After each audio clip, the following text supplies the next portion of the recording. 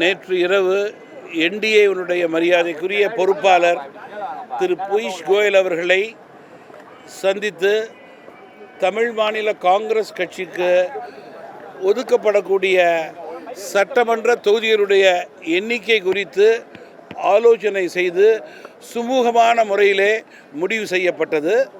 நேற்று மதியம் அதிமுக தலைமையான கூட்டணியில் உள்ள தலைவர்களெல்லாம் அண்ணா திராவிட முன்னேற்ற கழகத்தினுடைய தலைமை அலுவலகத்திற்கு வந்தபோது என்னால் வர முடியாத சூழ்நிலை என்ற காரணத்தினால் இன்று காலை மரியாதைக்குரிய கூட்டணி கட்சியினுடைய தலைவர் ஐயா எடப்பாடியார் அவர்களை நேரடியாக சந்தித்து சுமூகமான முறையிலே தேர்தல் பிரச்சாரம், அதே போல் எண்ணிக்கை, அது மட்டுமில்லாமல் முக்கியமாக தொகுதி பங்கீடு குறித்தெல்லாம் கலந்து பேசினேன்.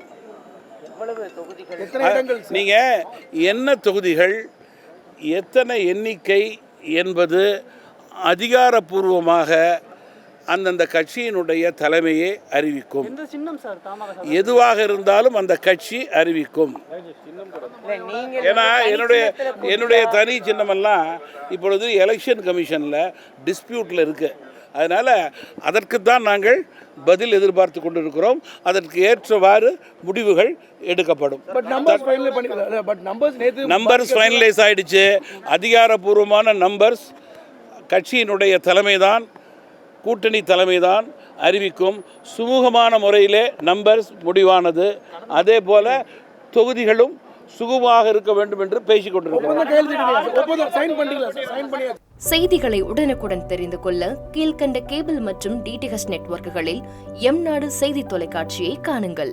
பாதகம் செய்பவரை கண்டால் நாம் பயம் கொள்ளலாகாது பாப்பா. மோதி மிதித்துவிடு பாப்பா, அவர் முகத்தில் உமிழ்ந்துவிடு பாப்பா. அண்மை செய்திகளை உடனுக்குடன் தெரிந்து கொள்ள இணைந்திருங்கள் எம்நாடு தொலைக்காட்சியுடன்.